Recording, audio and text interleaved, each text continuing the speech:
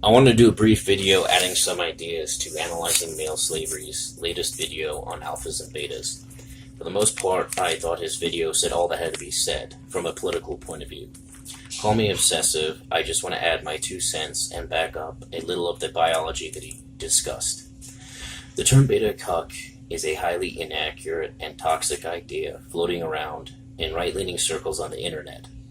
The term has even made its way into men's issues forums and so-called MGTOW spaces online. Analyzing Male Slavery did a great job explaining the toxicity and the inaccuracy of such an idea. I would like to go into further depth only to highlight how absolutely little those on the right have of an understanding of even basic biology and evolution. As Analyzing Male Slavery explained in his video, there's no such thing as a genetic alpha that does the lion's share of breeding. The idea on its face is absurd due to the simple fact that if it were true, evolution on a basic level would not exist. Life forms have been evolving for billions of years. The process of natural selection is one by which life forms are constantly having to adapt to an ever-changing environment. The idea of a genetic alpha implies that one can look at DNA and identify fit genes. The idea is absurd because evolution is a dynamic process that never ends. There are no superior life forms, just life forms. A great white shark is no more superior to a giraffe than a starfish is to a tree. Each species occupies a niche within the Earth's ecosphere. When niches do overlap, the general rule is that a species survives by finding a way to survive that no other life form has done yet. Within a species, there is competition for survival and access to reproductive resources, i.e. females. Females being the limiting factor in reproduction, males must compete for them. The common misconception on the right is that females choose the males that are most genetically fit. However, there's no such thing as genetically fit. Genetic mutation is the basic mechanism by which evolution occurs. Sometimes the mutation is beneficial to the organism, sometimes it is not. The only way to determine if such a genetic mutation is beneficial is to see if such a mutation stands the test of time. Animal mating is highly ritualistic and instinctual. Females do not have some sort of criteria for choosing mates based on an understanding of genetics. In fact, females do not mate alone with the biggest, strongest, or even the leader of the pack in the case of pack animals. But I will get back to that in a moment. Such criteria are important, but it's not the only criteria.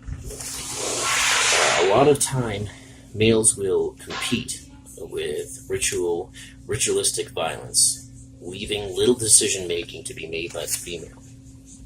Other times, males will compete with conspicuous displays of health or plumage, which have little survival function to the species. When females select for traits that have little to no survival value, the entire species can go extinct, which is a phenomenon known as a Fisherian runaway.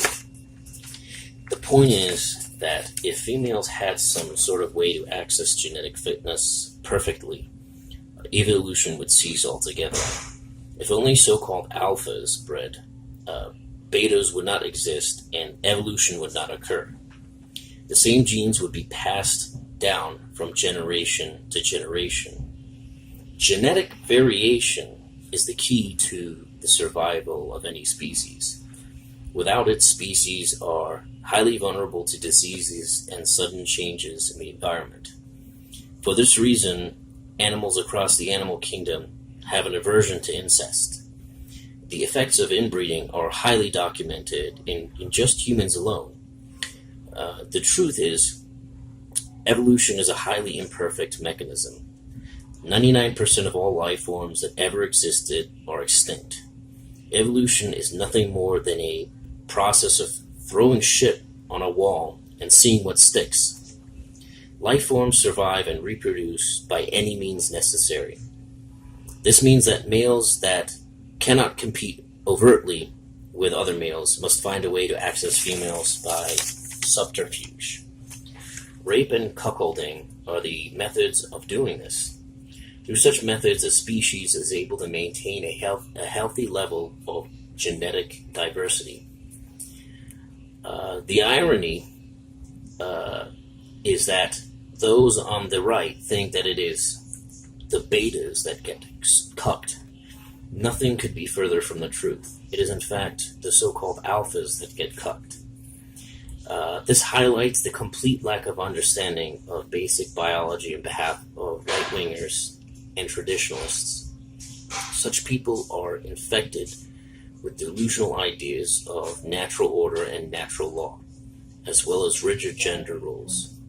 Such people do not understand that nature is imperfect, ever-changing, and amoral. They do not understand basic biology, let alone male disposability and female hypergamy. Do not for a second trust such right-wingers and traditionalists. They are merely trying to advance a political agenda at the expense of the truth. They are the politically dishonest, hoping for the socially impossible. Most importantly, they are anti-male. The good old days they long for were only as natural as it is for us today to ride around in cars and airplanes. Civilization is nothing more than an ever-changing social contract. The old social contract between men and women is gone. All men can do is organize and fight for a new social contract that will serve their self-interests.